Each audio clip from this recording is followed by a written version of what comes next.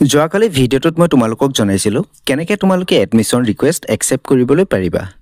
চ' আজি এই ভিডিঅ'টোত মই তোমালোকক জনাই দিম যদি কিবা কাৰণত তোমালোকে ভুলকৈ কলেজ একচেপ্ট কৰি পালা তেতিয়াহ'লে তোমালোকে সেই কলেজখন কেনেকৈ উইথড্ৰ বা কেঞ্চেল কৰিবলৈ পাৰিবা।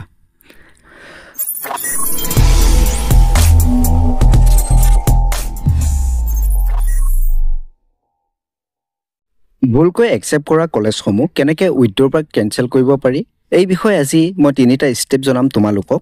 চ' ভিডিঅ'টো শেষলৈকে চাই থাকিবা। প্ৰথম ষ্টেপটো হৈছে তোমালোকে যিখন ভুলকৈ কলেজ একচেপ্ট কৰি পালা সেই কলেজখনত তোমালোকে গৈ পেলাই তোমালোকৰ যিসমূহ প্ৰব্লেম হয় প্ৰব্লেমসমূহৰ ডিটেইলছ তোমালোকে জনাবা। তেতিয়া তেওঁলোকে কি কৰিব তোমালোকৰ এডমিশ্যনটো সেই কলেজখনত কনফাৰ্ম নকৰিব। চ' তোমালোকে ইয়াত যদি নটিচটো চেক কৰা মই তোমালোকক এটা নটিচ দেখুৱাই দিছোঁ। ইয়াত দিয়া আছে একে লাষ্টৰ নটিচটো 30/4/2025 পৰা 10/5/2025 ভিতৰত কলেজসমূহে তোমালোকৰ এডমিশ্যনটো কনফাৰ্ম কৰিব। চ' এতিয়ালৈকে তোমালোকৰ এডমিশ্যনটো কনফাৰ্ম কৰা নাই কলেজসমূহে, গতিকে তোমালোকে যিখন ভুলকৈ একচেপ্ট কৰি পালা কলেজ সেই কলেজখনত গৈ পেলাই তোমালোকে যদি যোগাযোগ কৰা তেতিয়াহ'লে তোমালোকৰ এডমিশ্যনটো সেই কলেজখনে কনফাৰ্ম নকৰিব। দ্বিতীয় ষ্টেপটো হৈছে 10 তাৰিখৰ পাছত পৰ্টেলত তোমালোকৰ কলেজসমূহ উইথড্ৰ কৰা এটা অপশ্যন দিব পৰ্টেলত। যোৱা বছৰো দিছিলে ঠিক তেনেদৰে যিসমূহ ষ্টুডেণ্টে ভুল ক্ৰমত কলেজসমূহ একচেপ্ট কৰি পাইছিলে সেই কলেজখনৰ এডমিশ্যনটো কনফাৰ্ম হোৱাৰ পিছতো তেওঁলোকে উইথড্ৰ কৰিব পাৰিছিলে। চ' তোমালোকে যদি বিচাৰা নিজৰ কলেজসমূহ উইথড্ৰ কৰিবলৈ চ' পৰ্টেলত সেই বিষয়ে নিশ্চয় আপডেট আহিব আৰু তোমালোকে পৰ্টেলৰ জৰিয়তে উইথড্ৰ কৰি ল'ব পাৰিবা। তোমালোকে যিখন কলেজত এডমিশ্যন ল'ব বিচৰা সেই কলেজখনত তোমালোকে নতুনকৈ আকৌ এডমিশ্যনৰ বাবে আবেদন কৰিবলৈ পাৰিবা।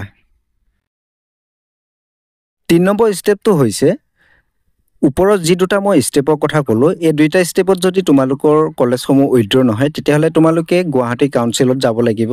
গুৱাহাটী কাউন্সিলত গৈ পেলাই এখন এপ্লিকেশ্যন লিখিব লাগিব। চ' কেনেকৈ তোমালোকে এপ্লিকেশ্যন লিখিবা মই অলৰেডি ভিডিঅ' বনাই ৰাখিছোঁ।